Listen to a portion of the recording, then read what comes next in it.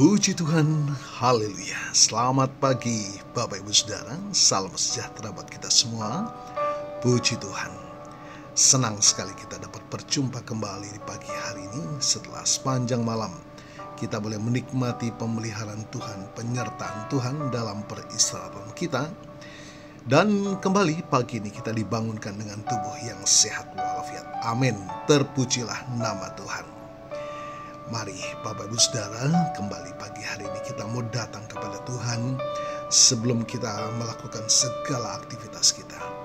Menyadari kehidupan yang banyak ketidakmampuan dan keterbatasan, kita sangat membutuhkan tangan Tuhan yang menopang kita, firman dan Roh Kudus yang memampukan kita menjalani sisa kehidupan ini senantiasa dalam perkenanan kepada Tuhan. Puji Tuhan. Bapak Ibu Saudara, kita akan merenungkan sebuah tema yang sangat mendalam dan relevan bagi setiap kita. Makna hidup dalam kekudusan. Seringkali kata kekudusan terdengar berat, kuno, atau bahkan tidak praktis dalam kehidupan modern saat ini. Namun mari kita telusuri bersama bahwa kekudusan bukanlah beban, melainkan panggilan luhur yang membawa makna dan tujuan sejati dalam hidup kita.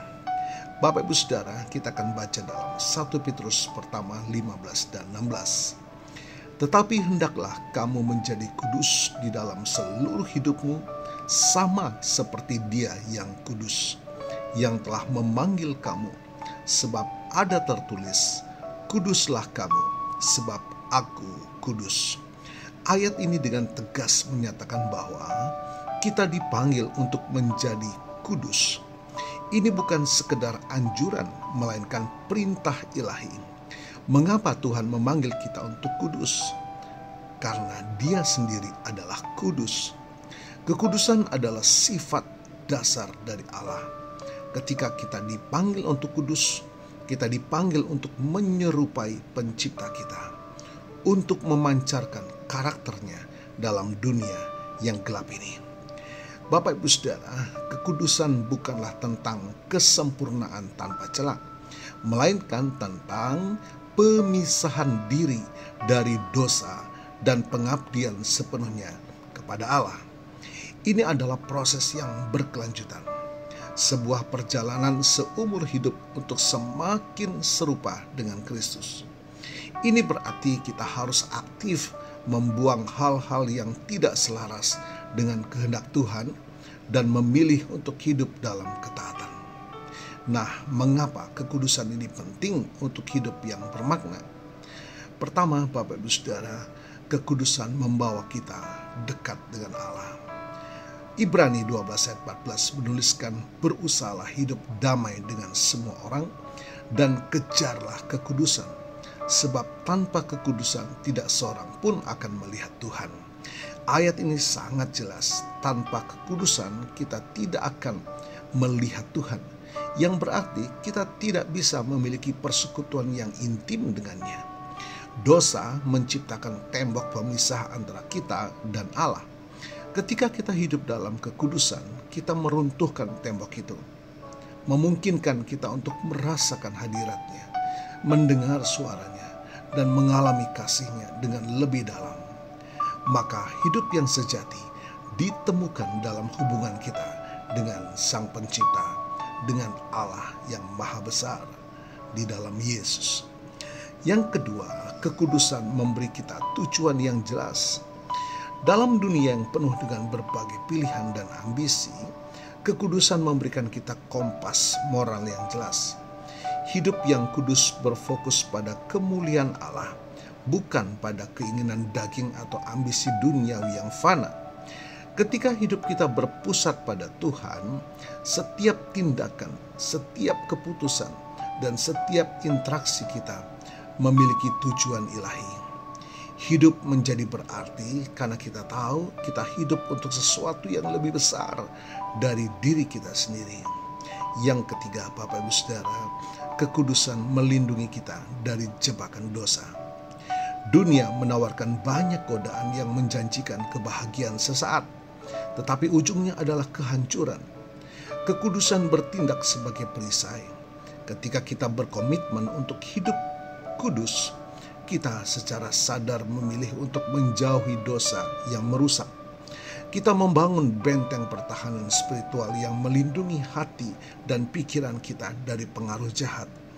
Ini membawa kedamaian, sukacita, dan kebebasan sejati yang pada akhirnya menjadikan hidup lebih bermakna. Puji Tuhan.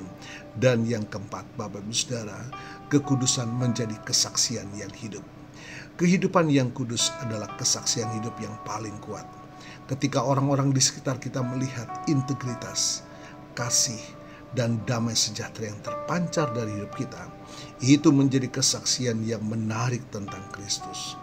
Hidup kita menjadi surat yang dapat dibaca semua orang, memuliakan Allah dan menarik orang lain kepadanya. Bukankah ini salah satu makna terbesar dalam hidup kita, yaitu menjadi alat di tangan Tuhan untuk menyelamatkan jiwa-jiwa. Bapak Ibu Saudara, bagaimana hidup dalam kekudusan? Milikilah kehidupan doa, membaca firman Tuhan, dan memuji Dia. Ini adalah sumber kekuatan utama kita. Mengaku dosa dan bertobat. Saat kita jatuh, jangan berlama-lama dalam kesalahan. Cepatlah datang kepada Tuhan, akui dosa kita, dan berbalik dari jalan yang salah. Anugerahnya selalu tersedia. Dan pilihlah lingkungan dan pergaulan yang membangun. 1 Korintus 15 ayat 33 menuliskan, pergaulan yang buruk merusakkan kebiasaan yang baik. Pilihlah teman atau lingkungan yang mendukung Anda dalam perjalanan kekudusan. Dan hiduplah dipimpin oleh Roh Kudus. Mohonlah kepada Roh Kudus untuk memimpin setiap langkah kita, memberikan kekuatan untuk menolak godaan, dan menolong kita hidup seturut kehendak Tuhan. Bapak Ibu Saudara, makna hidup sejati tidak ditemukan dalam pengejaran harta, ketenaran, atau kenikmatan duniawi. Makna itu ditemukan dalam kembali kepada tujuan awal penciptaan kita, untuk hidup bagi kemuliaan Tuhan melalui kehidupan yang kudus. Marilah Bapak Ibu Saudara, kita berkomitmen hari ini untuk mengejar kekudusan dengan segenap hati kita. Biarlah hidup kita menjadi cerminan dari Kristus, sehingga dunia dapat melihat Tuhan melalui kita dan namanya dimuliakan. Haleluya. Tuhan Yesus memberkati.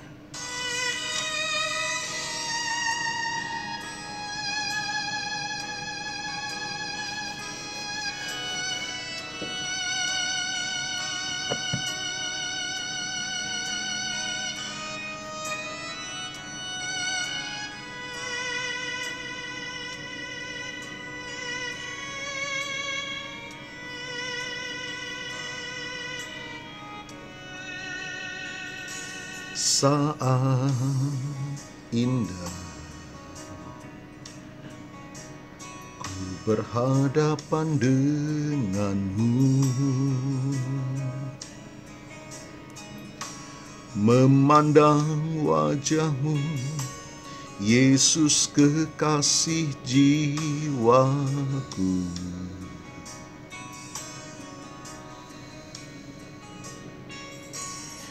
Bawa daku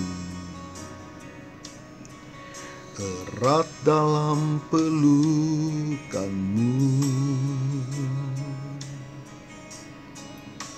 menikmati kasih dan indahnya hadiratmu.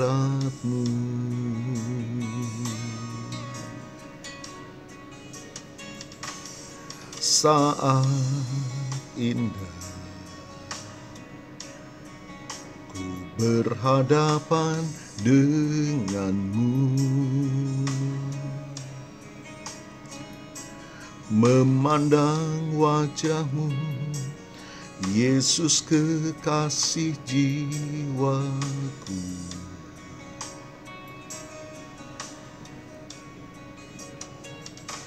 Bawa daku erat dalam pelukanmu, menikmati kasih dan indahnya hadiratmu. Puji Tuhan, Bapak Ibu Saudara, betapa indahnya kita ada dalam hadirat Tuhan, menikmati kekuatan Tuhan yang supranatural. Terima kasih Tuhan buat berkat firman-Mu. Kami percaya kuasa firman-Mu melawat setiap kami pagi hari ini, membebaskan yang terbelenggu, memulihkan pengharapan iman dan kasih kami. Diberkatilah kami semua pagi hari ini, dan hamba-Mu berdoa bagi Bapak Ibu Saudara yang berulang tahun hari ini. Puji Tuhan, baik ulang tahun kelahiran maupun ulang tahun pernikahan dalam rumah tangga saudara. Kiranya anugerah, keberkatan, dan kasih setia Tuhan memberkati saudara, baik dalam kehidupan pribadi maupun dalam kehidupan rumah tangga saudara. Diberkatilah dalam nama Tuhan Yesus. Puji Tuhan, mari kita terima berkat dari Tuhan.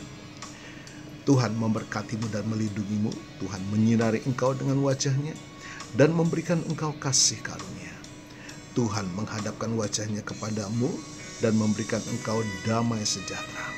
Bapak Ibu Saudara, terimalah berkat Tuhan atas seluruh hidupmu.